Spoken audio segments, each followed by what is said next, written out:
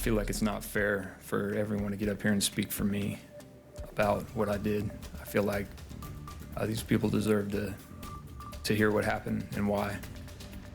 A confessed killer takes the stand. We're on your side with the admissions and apology from the man who admitted to killing Nassau County Deputy Joshua Moyers during a traffic stop. Thanks for joining us here at noon. I'm Keitha Nelson. It's been an emotional day in court already today as the defense called Patrick McDowell to the stand in his own defense. Our Renata Gregorio has been inside the courtroom all week long covering this trial. And Renata, we heard McDowell apologize on the stand, and you say he apologized to Deputy Moyers' family again as he walked back to his seat.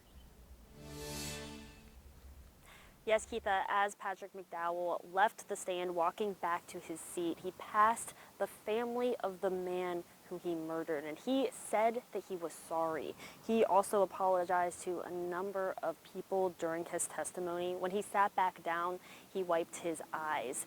During his testimony, he also apologized to other law enforcement officers and to the people of Callahan, who he says were living in fear for their children while he was on the run for nearly 5 days. McDowell's demeanor was solemn as he testified he acted cowardly, saying it makes him physically sick to replay the murder in his head all the time. At one point, McDowell even apologized to his own attorney, saying he was going to say something they weren't going to like, but that he had to tell the truth. McDowell testified he checked that his gun was loaded before shooting Moyers in the face. His voice cracked when he explained how he then drove away, leaving Moyers to die in the road. Earlier today, McDowell's defense attorneys described his military awards and the war zone he was in Iraq. They say he was instructed to be ready to kill.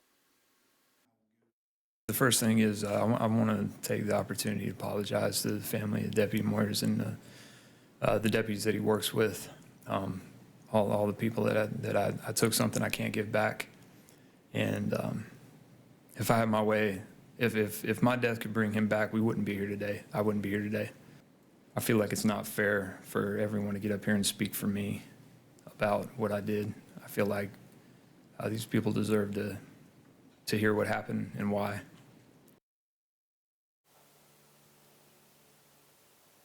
Today, defense attorneys also describing his PTSD and later drug addiction. As I stepped out of the courtroom just about 15 minutes ago or so, his father was on the witness stand describing his experience in the Marines. He was also saying how he saw how Patrick McDowell had changed after his return from the war zone. Renata Gregorio live in Nassau County, First Coast News on your side.